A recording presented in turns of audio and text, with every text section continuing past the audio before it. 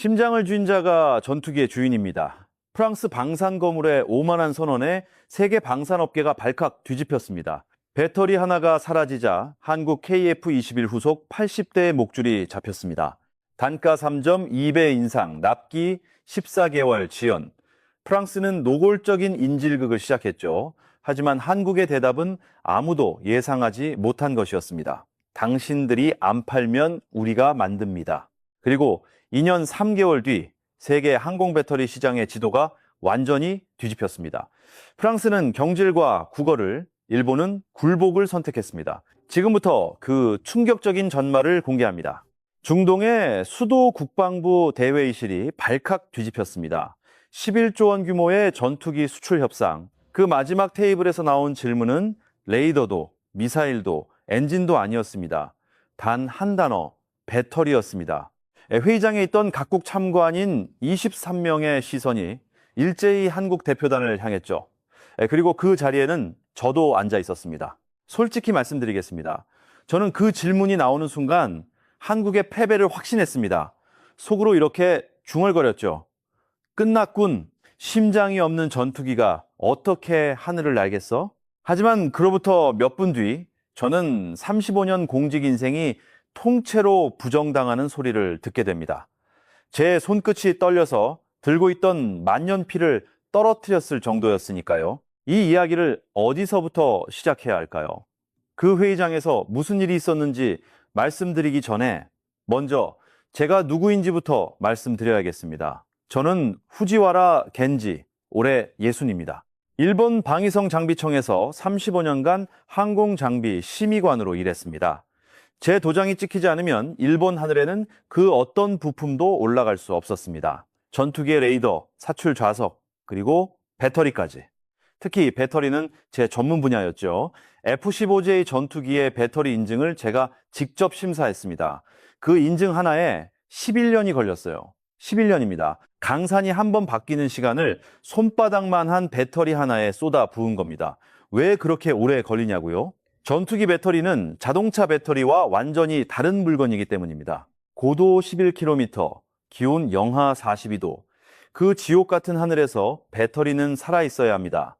조종사가 구주의 하중을 견디며 기체를 비틀 때 배터리도 같이 비틀립니다. 그리고 가장 중요한 순간이 있죠. 전투기가 피격당하는 순간입니다. 엔진이 꺼지고 발전기가 멈추고 계기판이 어둠에 잠기는 그 순간, 조종사에게 남은 건 배터리 하나뿐입니다. 그 배터리가 항전 장비를 되살리고 비상통신을 열고 사출 좌석을 깨웁니다.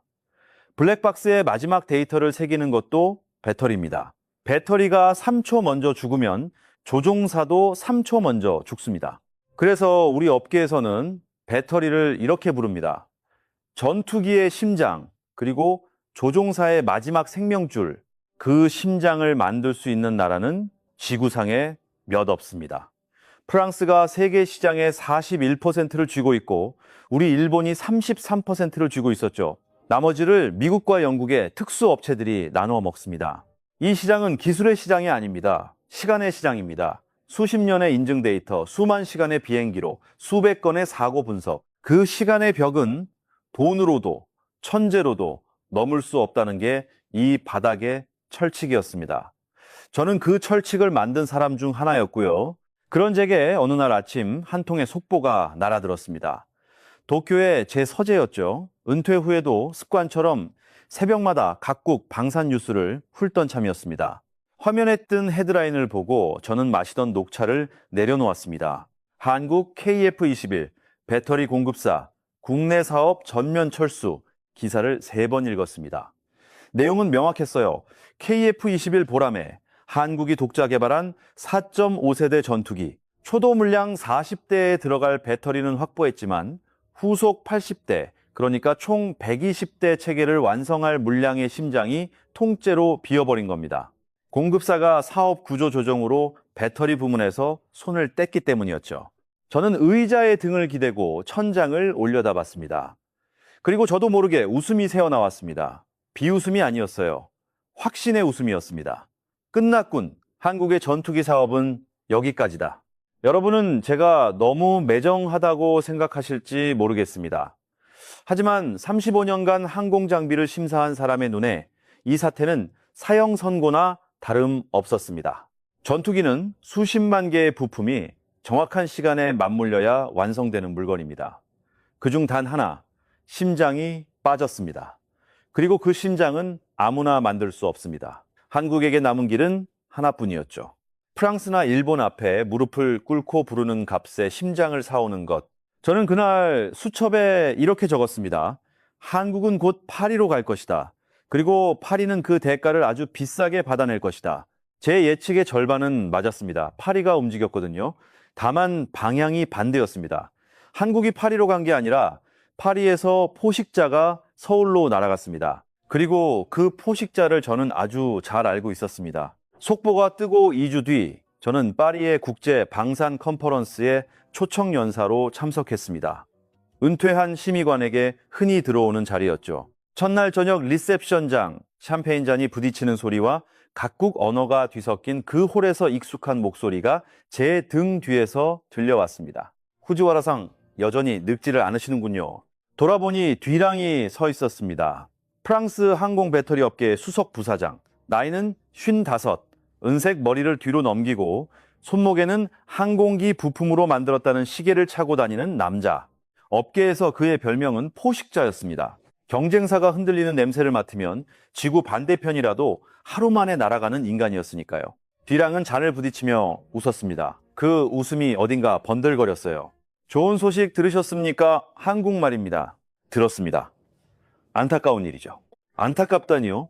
뒤랑이 고개를 뒤로 젖히며 소리내어 웃었습니다. 주변 사람들이 돌아볼 정도였죠. 후지와라 상, 이건 축제입니다. 10년에 한 번 올까 말까 한 사냥철이 열린 거예요. 저는 잔을 내려놓았습니다. 사냥철이라니 무슨 뜻입니까? 뒤랑은 제 어깨에 손을 얹고 목소리를 낮췄습니다. 그런데 그 낮춘 목소리가 오히려 더 오만하게 들렸습니다. 생각해보세요. 한국은 지금 후속 80대의 심장이 없습니다. 수출 협상은 코앞이고 양산 라인은 돌아가야 하고 공군은 노후 기종을 하루라도 빨리 바꿔야 합니다. 시간에 쫓기는 사냥감만큼 좋은 먹잇감이 어디 있습니까? 그래서 공급 제한을 하시겠다는 겁니까? 제한이 아니죠. 뒤랑에 입꼬리가 올라갔습니다. 통보입니다. 저는 다음 주에 서울로 갑니다. 그리고 기존 단가의 3.2배를 부를 겁니다. 저는 제 귀를 의심했습니다. 3.2배라고요? 아무리 급해도 한국이 그걸 받아들일 리가 받아들입니다. 뒤랑이 제 말을 잘랐습니다. 반드시 받아들여요. 왜인 줄 아십니까? 대안이 없으니까. 후지와라상, 당신네 회사가 대신 공급하실 겁니까? 일본 정부가 한국 전투기에 배터리를 파는 걸 허가할까요? 안 되죠. 미국은 자기들 라인 물량도 벅찹니다. 영국 인증 맞추는 데만 4년입니다. 결국 남는 건 우리 하나. 독점 시장에서 가격은 파는 놈이 정합니다. 그는 샴페인을 한 모금 마시고 말을 이었습니다. 그리고 그 다음 문장에서 저는 이 남자가 단순한 장사꾼이 아니라는 걸 깨달았습니다. 그리고 말입니다. 단가는 사실 부수입이에요. 진짜 목적은 따로 있습니다. 진짜 목적이라니요? 납기입니다. 뒤랑의 눈이 가늘어졌습니다. 계약서에 납기를 14개월로 박을 겁니다. 기술적으로는 5개월이면 충분하지만 14개월로요. 한국의 양산 일정이 우리 손에 묶이는 거죠. 그럼 어떻게 되겠습니까? 한국이 중동과 수출 협상을 할 때, 동남아와 협상을 할 때 납기를 약속할 수 없게 됩니다. 납기를 약속 못하는 전투기를 누가 삽니까? 저는 잠시 말을 잃었습니다. 이건 장사가 아니었습니다. 목줄이었어요. 배터리 하나로 한 나라의 전투기 사업 전체를 묶어버리겠다는 계획이었습니다. 뒤랑 씨, 그건 좀 지나치지 않습니까? 한국도 수십 년 방산을 해온 나라입니다. 그 순간 뒤랑의 표정에서 웃음기가 사라졌습니다. 그리고 그가 남긴 말을 저는 지금도 한 글자도 잊지 못합니다. 후지와 라상, 전투기는 만드는 놈이 주인이 아닙니다. 심장을 준 놈이 주인이에요. 한국이 기체를 아무리 잘 만들어도 심장이 우리 손에 있는 한 저 전투기는 우리 겁니다. 저는 서울에 가서 그걸 아주 정중하게, 아주 분명하게 가르쳐주고 올 생각입니다. 주변에 있던 유럽 업체 임원 몇몇이 낄낄거리며 잔을 들었습니다. 누군가는 이렇게 말했죠. 사냥 잘하고 오시게. 호란의 그 누구도 한국 편이 아니었습니다. 그날 밤 호텔로 돌아온 저는 이상하게 잠이 오지 않았습니다. 창밖으로 에펠탑에 불빛이 보였죠. 솔직히 고백하겠습니다. 저는 뒤랑이 불쾌했습니다. 심장을 준 놈이 주인이라는 그 오만한 말투가 사냥감이라는 단어가 목에 걸린 가시처럼 불편했어요. 하지만 동시에 저는 이렇게 생각했습니다. 불쾌하지만 그가 이길 것이다. 35년의 경험이 그렇게 말하고 있었으니까요. 시간의 벽은 넘을 수 없다. 한국에게는 시간이 없다. 그러니 한국은 무릎을 꿇을 것이다. 저는 그 판단에 단 1%의 의심도 없었습니다. 그 1%가 없었다는 것을 저는 두고두고 후회하게 됩니다. 파리에서 돌아오고 한 달쯤 지났을 때였습니다. 도쿄의 옛 직장, 그러니까 방위성 장비청에서 연락이 왔습니다. 후배 심의관들이 저를 회의실로 불렀죠. 테이블 위에는 두툼한 자료 뭉치가 놓여 있었습니다. 선배님께 비공식 자문을 하나 부탁드리려고 합니다.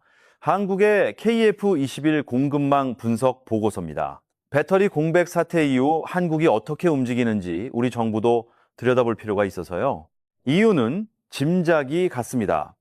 한국의 방산 수출이 몇 년 새 무섭게 크고 있었으니까요.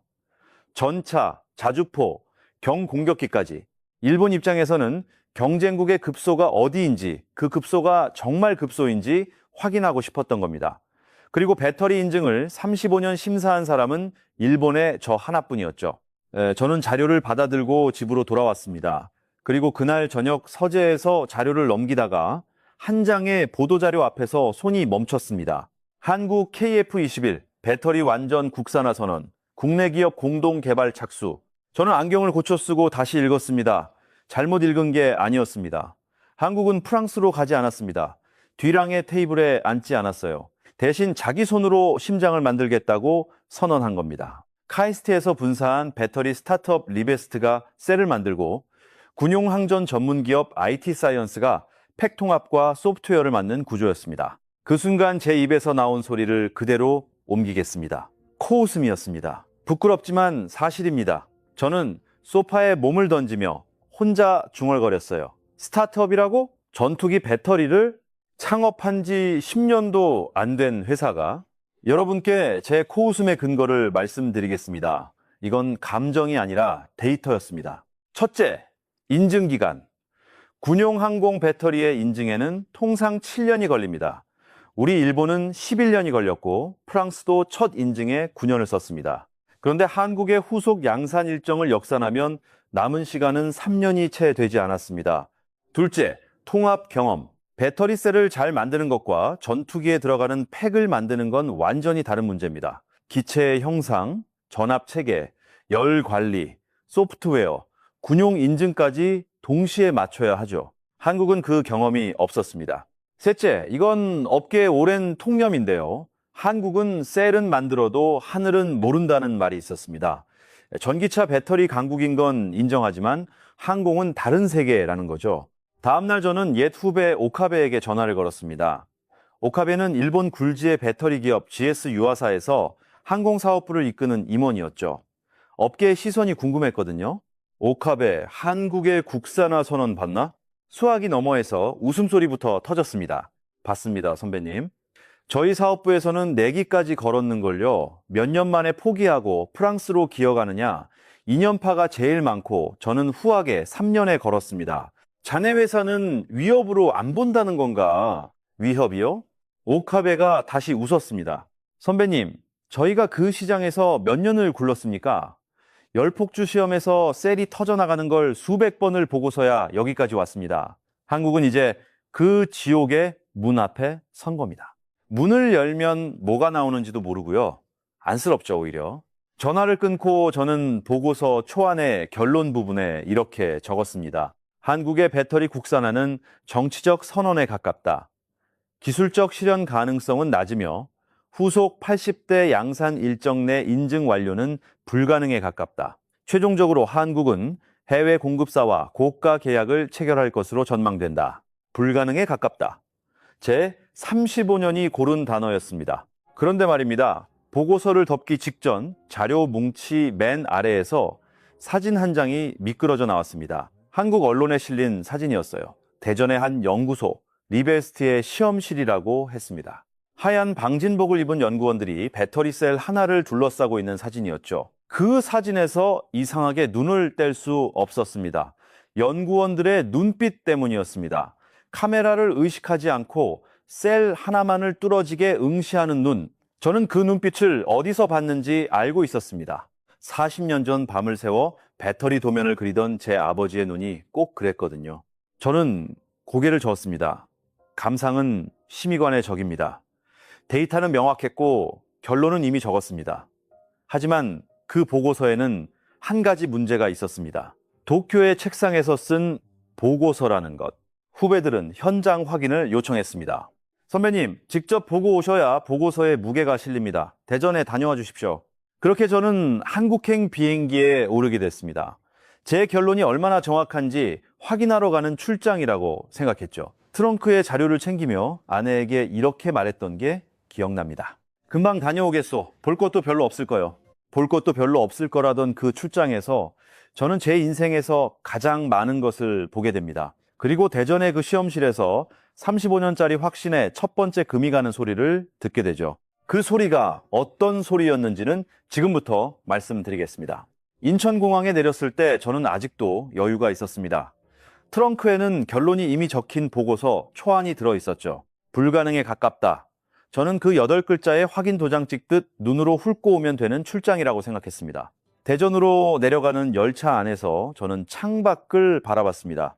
논과 산과 아파트가 스쳐 지나갔죠. 그리고 속으로 시험실 풍경을 미리 그려봤습니다. 스타트업이라고 했으니 뻔하지 않겠습니까? 좁은 시험실, 부족한 장비, 열정만 앞서는 젊은 연구원들. 저는 그런 현장을 35년간 수도 없이 봤습니다. 열정은 인증 서류가 되지 못합니다. 그게 이 세계의 냉정한 규칙이었으니까요. 리베스트의 시험동에 도착한 건 오전이었습니다. 안내를 맡은 사람은 뜻밖에도 임원이 아니었습니다. 38이라는 젊은 수석 엔지니어. 이름은 강민준이라고 했습니다. 카이스트에서 배터리만 파다가 합류했다는 남자였죠. 악수를 하는데 손바닥이 거칠었습니다. 책상에 앉아 지시만 하는 손이 아니었어요. 셀을 직접 만지는 손이었습니다. 먼 길 오셨습니다, 심의관님. 성함은 저희도 압니다. F15J 배터리 인증 심사 기록, 저희 팀 전원이 공부했거든요. 저는 순간 멈칫했습니다. 제 심사 기록을 공부했다고요? 네, 실패 사례까지 전부요. 심의관님이 반려하신 항목들이 저희한테는 교과서였습니다. 세계에서 가장 까다로운 심사관이 어디서 도장을 안 찍는지 알면 어디를 먼저 부숴야 하는지 보이니까요. 기분이 묘했습니다. 칭찬인지 도발인지 알 수 없는 말이었죠. 하지만 한 가지는 분명했습니다. 이 젊은이는 제가 생각한 열정만 앞서는 연구원이 아니었습니다. 적어도 숙제는 해온 상대였어요. 시험동 안으로 들어서자 먼저 코를 찌른 건 전해액 특유의 시큼한 냄새였습니다. 40년 전 아버지의 작업실에서 맡던 바로 그 냄새. 저는 잠시 걸음이 느려졌습니다.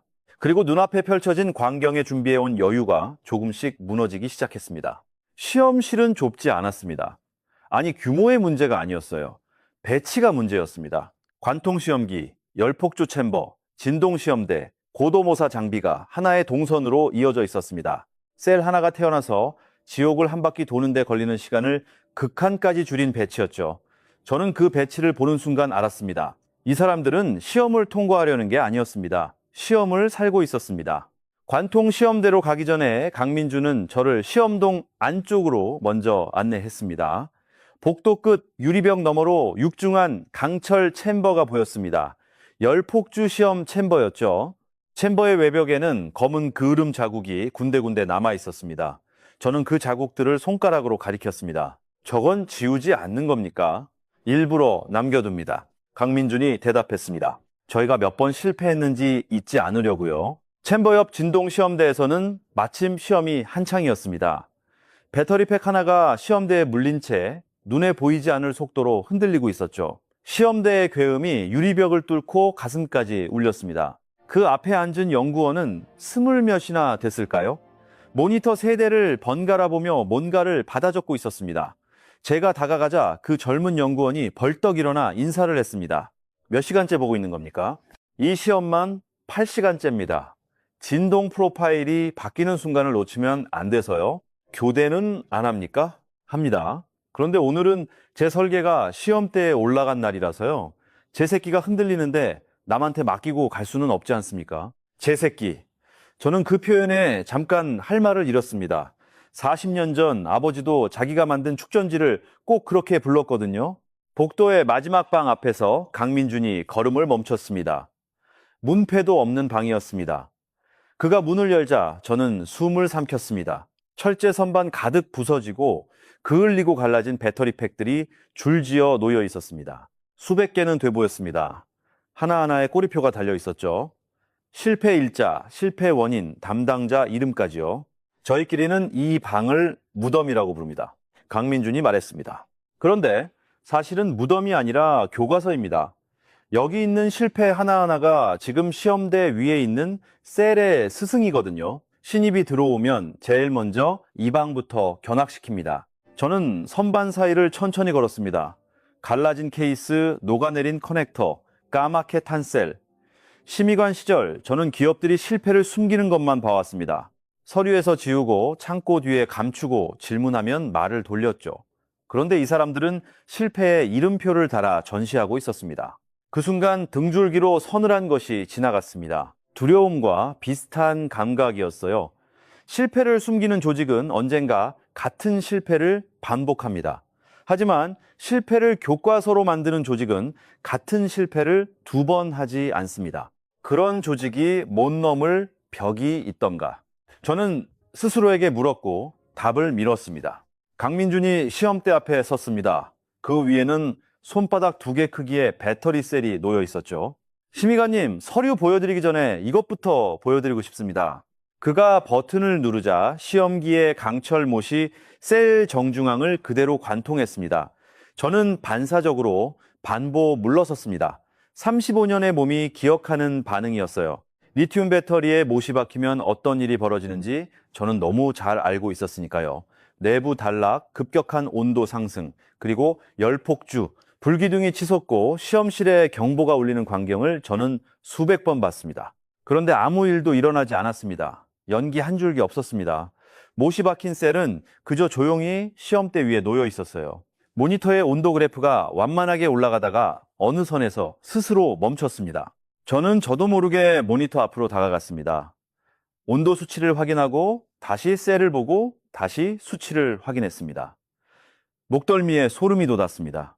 이게 몇 번째 시험입니까? 이 설계로는 412번째입니다. 강민준이 대답했습니다. 412번 전부 불이 붙지 않았습니다. 412번. 저는 그 숫자를 입안에서 굴려봤습니다. 우리 일본이 난연셀을 개발할 때 저 관통 시험에서 불기둥을 몇 번이나 봤는지 기억하고 있었거든요. 강민준이 말을 이었습니다. 전투기 조종사가 피격당했을 때 배터리까지 불덩이가 되면 그건 배터리가 아니라 2번째 미사일입니다. 저희는 처음부터 그 전제로 셀을 설계했습니다. 출력보다 먼저 절대 타지 않을 것. 이건 뭐지? 솔직히 그 순간 제 머릿속에 떠오른 문장은 그게 전부였습니다. 이건 뭐지? 데이터가 잘못됐나? 시연용으로 특별히 만든 셀인가? 35년의 경험이 필사적으로 반론을 찾고 있었습니다. 하지만 시험 기록지는 눈앞에 쌓여 있었고 기록지의 두께는 거짓말을 하지 않았습니다. 저는 그날 밤 대전의 호텔에서 도쿄에 있는 아내에게 전화를 걸었습니다. 볼 것도 별로 없을 거라던 남편이 수화기에 대고 이렇게 말하고 있었죠. 여보, 일정을 좀 늘려야겠어. 확인해야 할 게 생겼어. 다음날 저는 IT 사이언스의 통합 시험장으로 이동했습니다. 셀이 아무리 훌륭해도 전투기 배터리의 진짜 관문은 팩입니다. 셀 수십 개를 묶어 기체의 형상에 맞추고 전압을 관리하고 열을 다스리고 군용 소프트웨어 인증까지 통과해야 하죠. 저는 여기서 한국이 무너질 거라고 봤습니다. 셀은 재료의 영역이지만 팩은 시간의 영역이니까요. 통합 경험이 없는 나라는 여기서 반드시 넘어집니다. 우리도 넘어졌었고 프랑스도 넘어졌었습니다. 시험장에 들어서자 거대한 환경 챔버가 저를 맞았습니다. 컨테이너만 한 강철 상자, 그 안에 KF-21에 들어갈 배터리 팩이 케이블에 연결된 채 놓여 있었습니다. 오늘 좋은 시험이 있습니다. 참관하시겠습니까? IT 사이언스의 시험 책임자가 물었습니다. 저는 고개를 끄덕이고 관측창 앞에 섰습니다. 챔버의 온도계가 내려가기 시작했습니다. 영하 10도, 영하 20도, 영하 30도, 관측창에 성해가 피어오르고 시험장 안까지 냉기가 스며드는 것 같았습니다. 저는 코트깃을 세웠습니다. 영하 42도, 고도 11km의 하늘. 전투기가 실제로 사는 세상의 온도였습니다.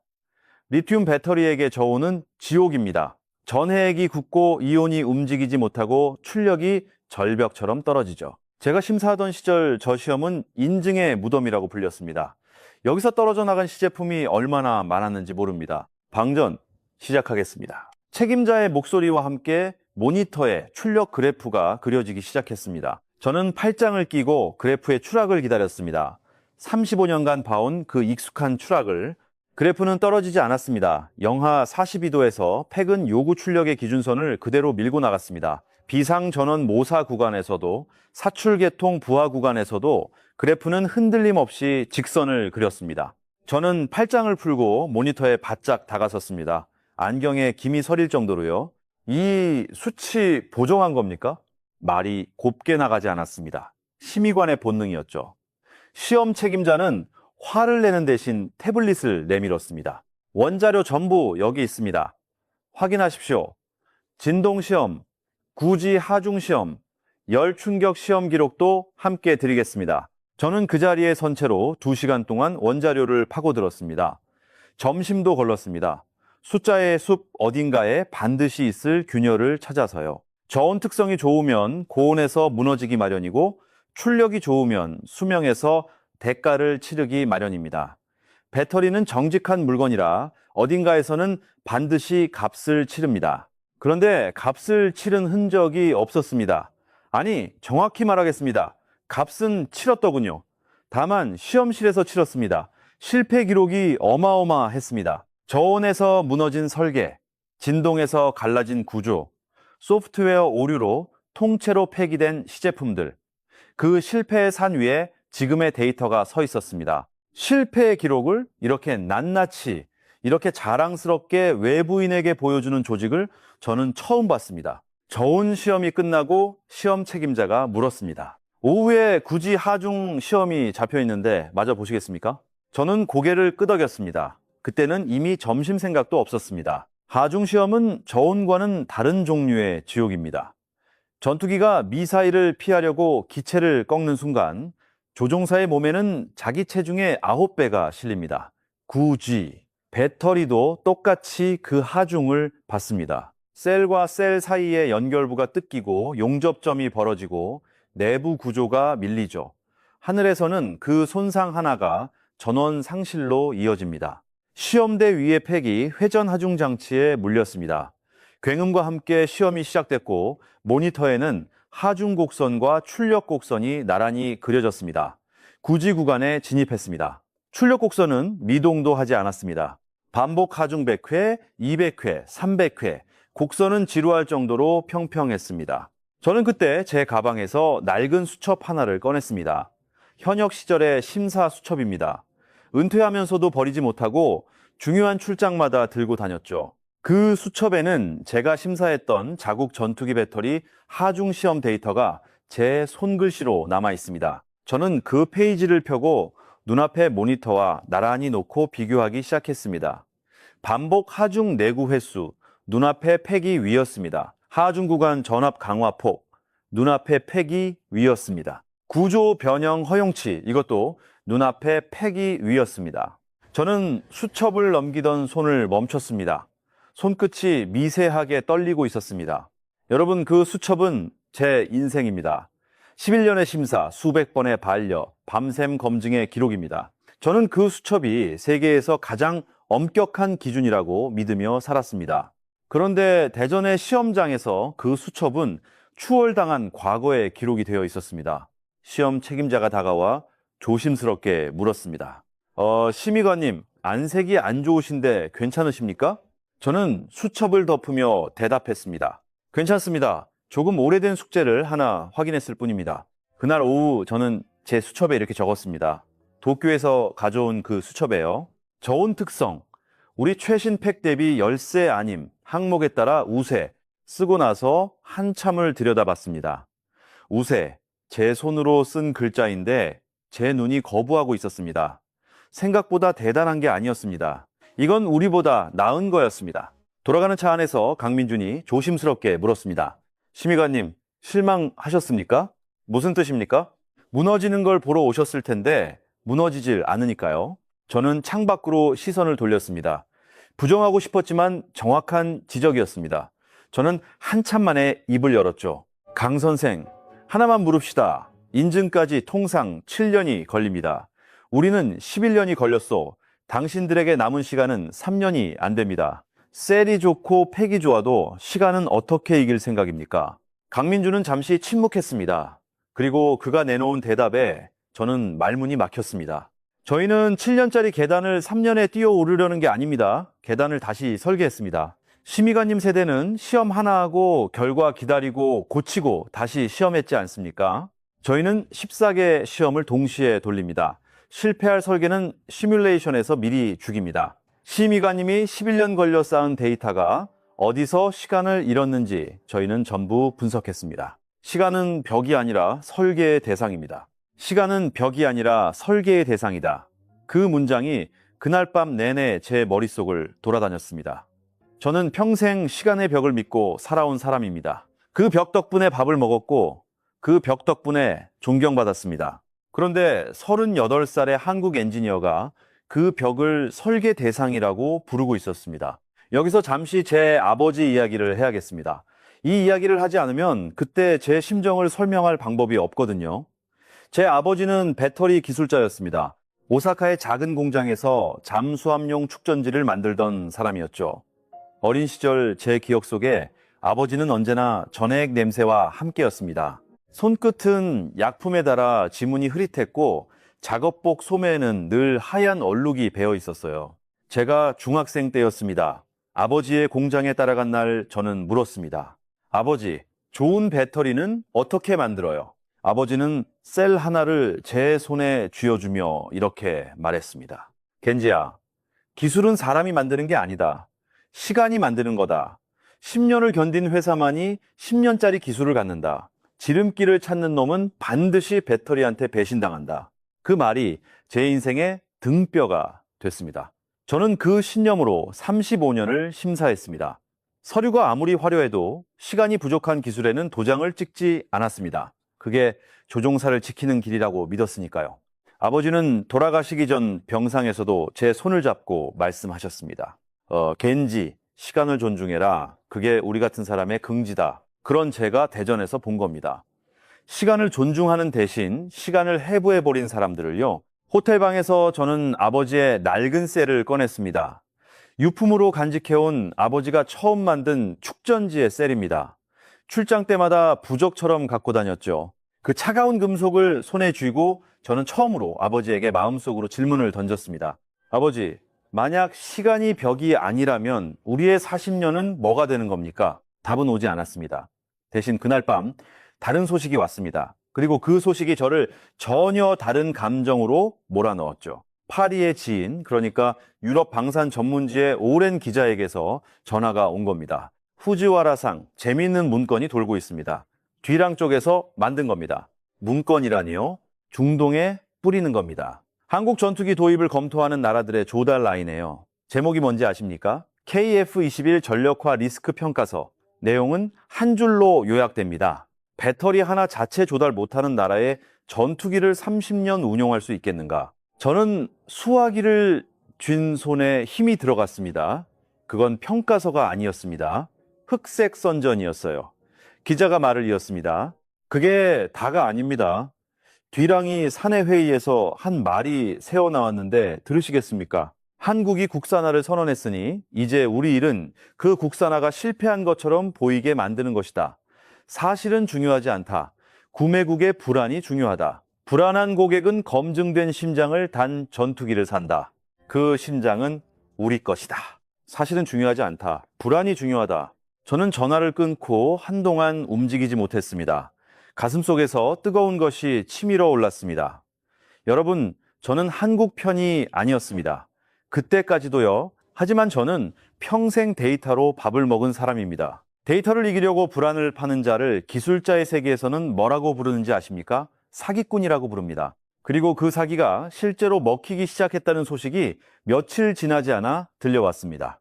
동남아시아의 한 국가가 KF-21 도입 협상을 진행 중이었는데 그 나라 국방부가 도연 협상 일정을 무기한 유보한다고 통보해 온 겁니다. 유보 사유를 묻는 한국 측에 돌아온 대답이 무엇이었는지 아십니까? 핵심 부품의 공급 안정성에 대한 우려가 제기되었다. 뒤랑의 문건에 적힌 문장이 토씨 하나 안 바뀌고 그 나라 공문에 들어가 있었습니다. 저는 그 소식을 강민준에게 직접 들었습니다. 대전에서 헤어진 뒤로 이따금 연락을 주고받던 사이였거든요. 늦은 밤에 걸려온 전화에서 그의 목소리는 잠겨 있었습니다. 심의관님, 저희가 지금 뭘 하고 있는지 아십니까? 시험실 인원 절반이 사흘째 퇴근을 못하고 있습니다. 배터리를 만드는 게 아니라 반박 자료를 만들고 있어요. 유보를 통보한 그 나라에 보낼 기술 입증 패키지입니다. 시험 원자료 전체, 제3국 인증기관 교차 검증 결과, 공급망 이중화 계획까지 전부요. 억울하지 않습니까? 억울하죠. 그가 짧게 웃었습니다. 그런데 심의관님, 저희는 압니다. 저쪽은 종이로 싸우지만 저희는 데이터로 싸웁니다.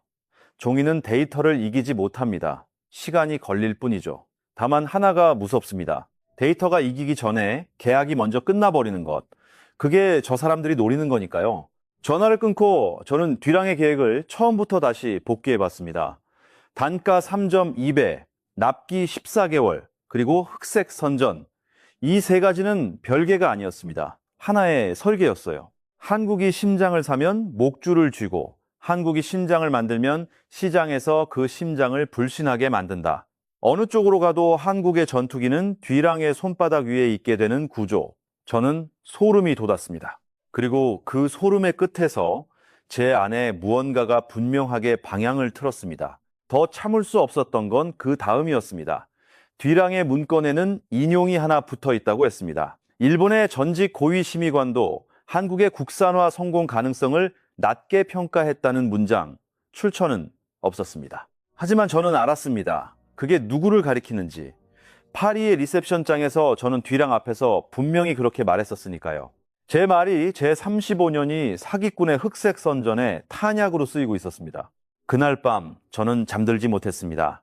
창밖으로 대전의 불빛을 내려다보며 저 불빛 어딘가의 시험실에서는 지금도 셀의 못을 받고 있을 사람들을 생각했습니다. 412번, 불이 붙지 않을 때까지 못을 박은 사람들과 사실은 중요하지 않다고 말하는 남자, 저울이 기울기 시작했습니다. 그건 국적의 문제가 아니었습니다. 기술자의 긍지 문제였습니다. 도쿄로 돌아온 저는 보고서를 다시 쓰기 시작했습니다. 불가능에 가깝다는 결론을 지우지는 못했습니다. 솔직히 말하면 지울 용기가 없었습니다. 대신 이렇게 고쳤죠. 예단하기 이르다. 추가 관찰이 필요하다. 후배들은 의아해했습니다. 선배님답지 않게 결론이 흐릿합니다. 저는 대답하지 못했습니다. 제 안에서 무엇이 흔들리는지 저 자신도 정리가 안 됐으니까요. 그리고 계절이 몇 번 바뀌었습니다. 그날 아침을 저는 잊지 못합니다. 여느 때처럼 서재에서 각국 방산 뉴스를 훑고 있었죠. 녹차는 아직 뜨거웠고 창밖에는 비가 내리고 있었습니다. 화면을 넘기던 제 손이 멈췄습니다. 한국 KF-21 국산 배터리 군용 인증 전 항목 통과. 착수 2년 3개월 만에 완주. 저는 화면을 확대했습니다. 오보이기를 바라면서요. 하지만 발표 주체는 한국방위사업청이었습니다. 기사에는 시험 내역이 붙어 있었습니다. 저온, 고온, 진동, 관통, 열폭주, 고고도, 전자파, 소프트웨어 무결성까지 제가 아는 인증의 지옥도가 전부 들어 있었습니다. 그리고 그 모든 항목 옆에 같은 단어가 붙어 있었죠. 통과, 통과, 통과, 2년 3개월. 저는 그 숫자 앞에서 계산기를 두드리는 것조차 잊었습니다. 통상 7년, 일본 11년, 프랑스 9년. 그런데 2년 3개월, 이건 단축이 아니었습니다. 다른 종의 기록이었어요. 마라톤 세계 기록을 누가 1시간에 끊었다는 얘기를 들으면 여러분은 믿으시겠습니까? 저는 못 믿었습니다. 그래서 확인에 들어갔죠. 35년의 인맥을 전부 동원했습니다. 첫 번째 전화는 유럽의 독립인증기관에 있는 오랜 지인이었습니다. 그는 교차 검증 참관인으로 한국의 시험 일부를 직접 봤다고 했습니다. 후지와라 상, 나도 처음엔 당신처럼 의심했어요. 그래서 원자료를 요구했지. 결과가 어땠는지 압니까? 우리 기준으로 다시 계산해도 통과였습니다. 열폭주 관통시험은 우리 쪽 기준보다 가혹한 조건이었는데도요. 이 사람들 시험을 통과한 게 아니에요. 시험보다 위에 있었습니다. 두 번째는 미국의 방산 전문 매체 기자였습니다. 그가 보내준 기사 초안의 제목이 이랬습니다. 서방이 10년 걸리는 관문을 한국은 왜 2년 만에 넘는가? 기사에는 이런 문장이 있었죠. 이것은 한 부품의 성공이 아니다. 한국의 개발 방법론 자체가 기존 질서보다 빠르다는 증거다. 세 번째 전화를 걸기 전에 세 번째 전화가 먼저 걸려왔습니다. 오카베였습니다. 내기에서 3년에 걸었다던 그 후배요. 목소리가 이상하게 가라앉아 있었습니다. 선배님 뉴스 보셨습니까? 봤네. 저희 사업부 오늘 아침부터 뒤집어졌습니다. 본부장이 긴급회의를 소집했어요. 회의 제목이 뭐였는지 아십니까? 한국항공 배터리 기술 수준 재평가. 재평가랍니다, 선배님. 저희가 안쓰럽다고 했던 그 회사를요. 수화기를 내려놓고 저는 서재에 혼자 앉아 있었습니다. 빗소리만 들렸습니다. 그리고 인정할 수밖에 없었습니다. 그 순간 제 가슴을 채운 감정은 분노도 질투도 아니었습니다. 부정당하는 소리였습니다. 제 35년이, 제 아버지의 40년이 시간이 만든다고 믿었던 그 모든 세월이 서울발 기사 한 줄에 뿌리째 흔들리는 소리. 저는 그날 처음으로 아버지의 셀을 손에 쥐고도 아무 말도 걸지 못했습니다. 사흘 뒤 오카베에게서 다시 연락이 왔습니다. 이번에는 부탁이었습니다. 선배님, 재평가 회의에 자문으로 와주시면 안 되겠습니까? 한국 항공 배터리를 실제로 눈으로 보신 일본인은 선배님뿐입니다. 그렇게 저는 GS 유아사의 본사 회의실에 앉게 됐습니다. 긴 테이블에 임원과 기술진 10명, 벽면 스크린에는 한국방위사업청의 발표 자료가 띄워져 있었습니다. 회의는 처음부터 험악했습니다. 기술 담당 임원 하나가 스크린을 가리키며 언성을 높였죠. 이 수치들 그대로 믿으라는 겁니까? 2년 3개월 만에 전 항목 통과라니 어딘가 기준을 낮췄거나 항목을 뺐거나 둘 중 하나입니다. 그게 이 업계의 상식 아닙니까? 여기저기서 동조하는 소리가 나왔습니다. 그렇지, 상식적으로 불가능하지. 그때 사회를 보던 본부장이 저를 향해 고개를 돌렸습니다. 후지와라 심의관님, 직접 보고 오셨다고 들었습니다. 말씀 부탁드립니다. 회의실이 조용해졌습니다. 저는 잠시 테이블 위에 제 손을 내려다봤습니다. 그리고 입을 열었죠. 기준을 낮췄는지 물으셨습니다. 제가 확인한 바로는 낮추지 않았습니다.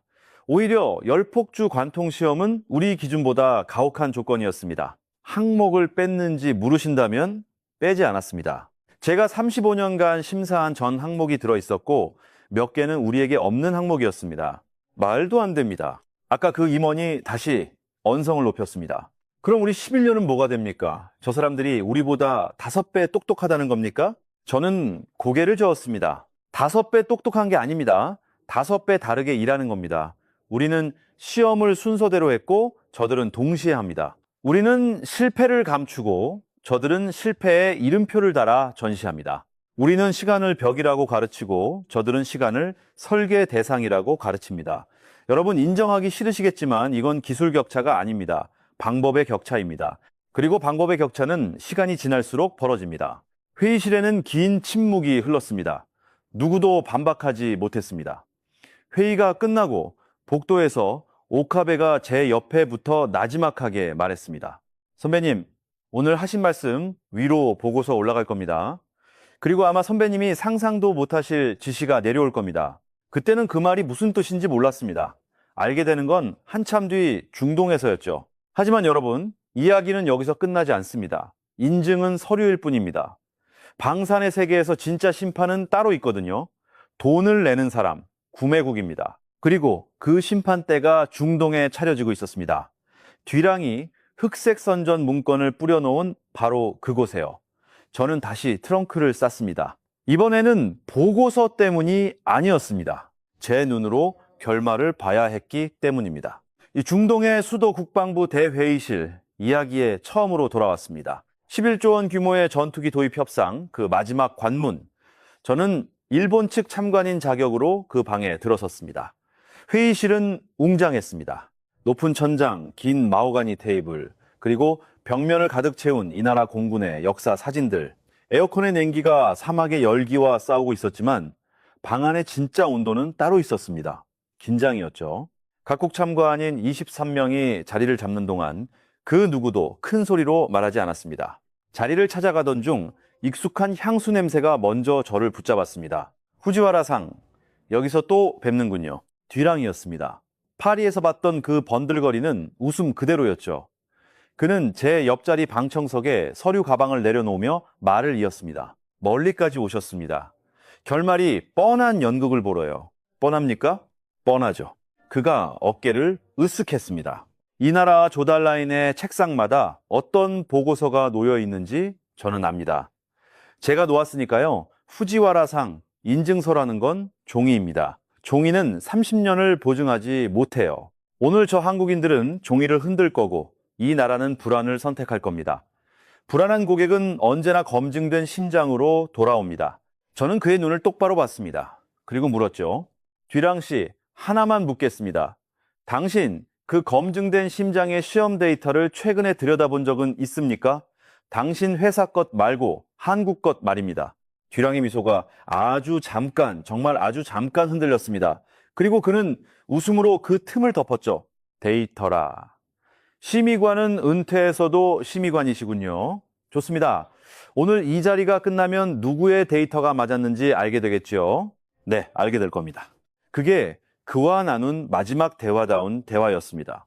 협상 테이블의 중앙에는 이 나라 공군 조달 총 책임자가 앉아 있었습니다. 알라시드 장군, 전직 전투기 조종사 출신으로 조달업계에서는 무덤이라고 불리는 남자였습니다. 그의 질문에서 살아 돌아온 계약이 드물다고 해서요.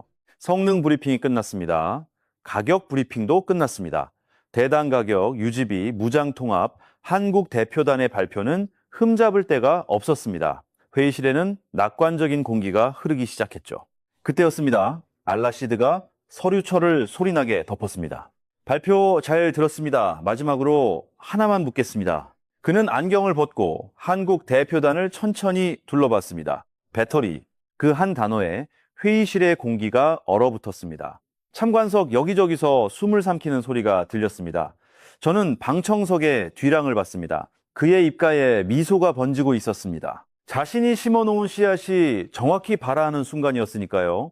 알라시드가 말을 이었습니다. 나는 전투기를 30년 몰았던 사람입니다. 계기판이 꺼지는 게 어떤 기분인지 압니다. 그때 조종사를 살리는 건 카탈로그의 성능이 아니라 배터리 하나예요. 그런데 내 책상에는 이런 보고서가 올라와 있습니다. 한국은 그 배터리를 외국에 의존해 왔고 공급사는 철수했다. 그러니 묻겠습니다. 그는 테이블에 몸을 기울였습니다. 지금부터 30년 뒤에도 이 전투기의 심장이 뛰고 있을 거라고 당신들은 보증할 수 있습니까? 부품 하나가 외국의 승인에 걸리고 배터리 하나가 남의 나라 회사 사정에 막히는 전투기라면 나는 우리 조종사들을 그 좌석에 앉힐 수 없습니다. 정적, 에어컨 소리가 들릴 정도의 정적이었습니다. 저는 무릎 위에 만년필을 쥐었습니다. 손에 땀이 배어 나왔습니다. 솔직히 그 순간까지도 제 안의 심의관은 이렇게 속삭이고 있었습니다. 끝났군. 심장 없는 전투기가 어떻게 하늘을 날겠어? 그때 한국 대표단의 끝자리에서 한 남자가 일어섰습니다. 강민준이었습니다. 그는 협상단의 정식 발언자도 아니었습니다. 기술 배석자였죠. 좌중에 시선이 쏠리자 한국 측 단장이 제지하려는 듯 손을 들었지만 강민준은 이미 입을 열고 있었습니다. 총책임자님, 그 질문에는 제가 답변 드리는 게 맞을 것 같습니다. 그 배터리를 만든 사람이니까요. 알라시드의 눈썹이 올라갔습니다. 만든 사람? 네. 보고서에 적힌 대로 우리는 심장을 외국에 의존했었습니다. 그리고 공급사가 떠났을 때 어떤 회사는 우리에게 이렇게 통보했습니다.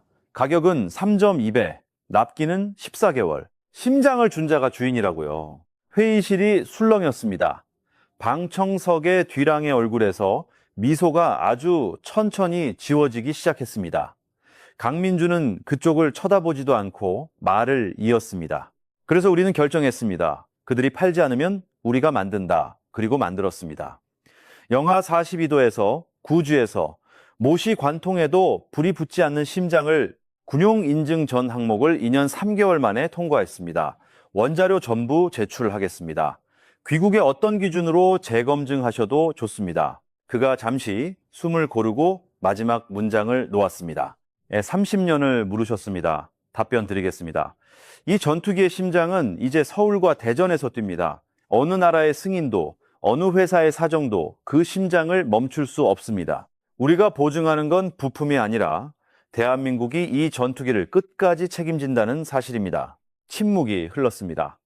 알라시드는 한동안 강민준을 바라봤습니다. 그리고 그가 입을 열려는 순간 회의실 뒷문이 열리며 이 나라 국방부의 보좌관 하나가 급히 들어와 알라시드에게 다가가 귓속말을 했습니다. 알라시드의 표정이 미묘하게 변했습니다. 그의 시선이 아주 천천히 방청석의 한 지점으로 옮겨갔습니다. 뒤랑이 앉아있는 자리였습니다. 알라시드가 마이크를 당겼습니다. 회의를 잠시 중단합니다. 그 전에 확인할 문서가 하나 생겼습니다. 저는 그때 봤습니다. 뒤랑의 손이 서류 가방의 손잡이를 더듬는 것을요. 포식자가 처음으로 사냥감의 얼굴이 되는 순간이었습니다. 회의 중단이 선언되고 회의실은 벌집을 쑤신 듯했습니다.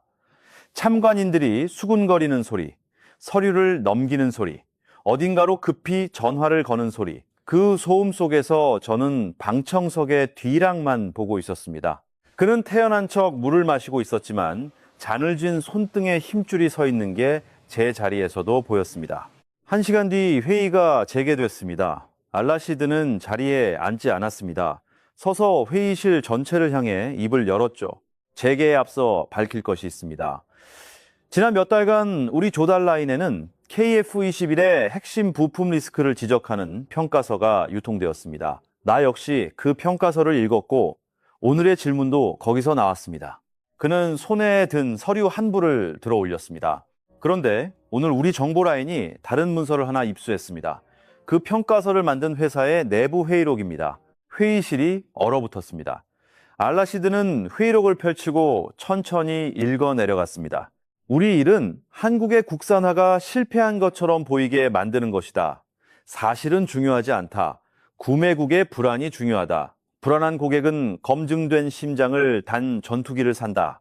그 심장은 우리 것이다. 한 문장 한 문장이 회의실 바닥에 떨어질 때마다 참관석의 공기가 바뀌는 게 피부로 느껴졌습니다. 알라시드가 서류를 내려놓았습니다. 그리고 그의 시선이 정확히 방청석의 한 사람에게 꽂혔습니다. 뒤랑 부사장, 우리나라는 손님을 극진히 대접하는 전통이 있습니다. 그래서 오늘까지 당신을 이 방에 앉혀두었습니다. 하지만 우리 전통에는 한 가지가 더 있지요. 우리 조종사의 목숨을 흥정거리로 삼는 자를 손님이라고 부르지 않습니다. 뒤랑이 벌떡 일어섰습니다. 총책임자님, 그 문서는 출처가 불분명한 위조입니다. 저희는 정당한 시장 분석을 알라시드가 손을 들어 그의 말을 잘랐습니다. 위조인지 아닌지는 당신 본사가 더 잘 알겠지요. 참고로 이 회의록은 당신 회사 내부에서 나왔습니다. 당신의 방식에 동의하지 않는 누군가가 있었다는 뜻입니다. 경비원이 배웅할 겁니다. 나가주십시오. 뒤랑은 그 자리에 몇 초간 서 있었습니다.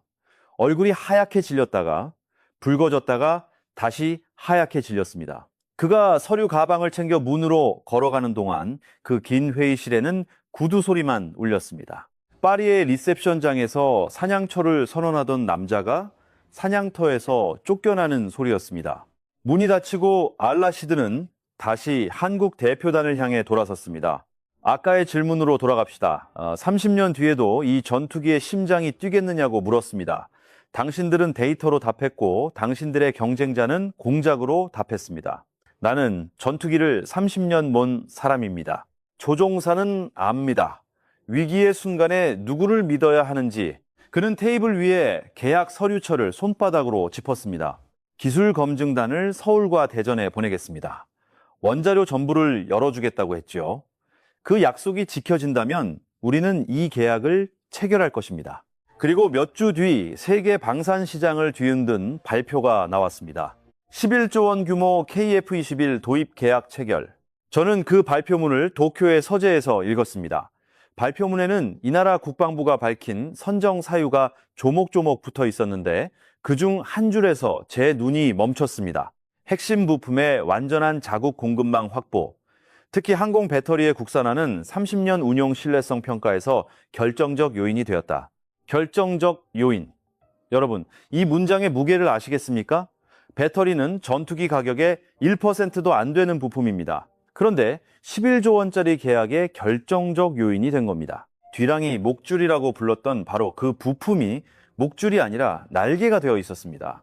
뒤랑의 소식은 그로부터 열흘쯤 뒤에 들려왔습니다. 파리의 그 기자가 전화로 알려줬죠. 후지와라상 뒤랑이 경질됐습니다. 본사가 긴급 이사회를 열었어요.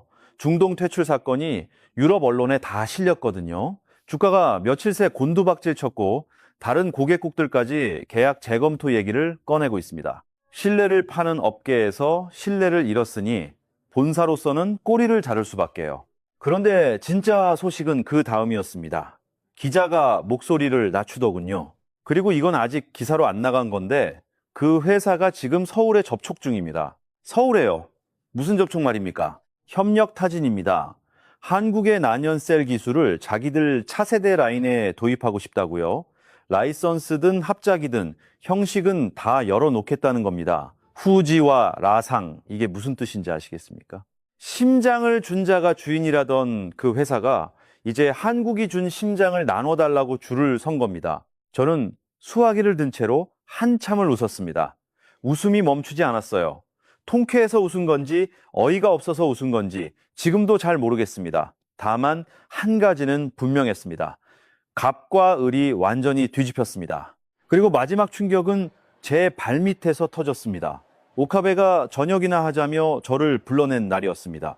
도쿄의 조용한 요리집 오카베는 술이 몇 잔 들어가고 나서야 본론을 꺼냈습니다. 그는 가방에서 서류 봉투 하나를 꺼내 테이블 위에 올려놓았죠. 네, 선배님, 지난번에 제가 말씀드렸죠. 상상도 못하실 지시가 내려올 거라고. 봉투 안에는 공문 한 장이 들어 있었습니다. 저는 그것을 읽고 젓가락을 내려놓았습니다. 한국형 항공 배터리 개발 및 공급망 구축 모델 분석의 건, 발신처는 방위성이었습니다. 우리 정부가 일본 정부가 한국의 방식을 공식적으로 분석하라고 지시한 겁니다.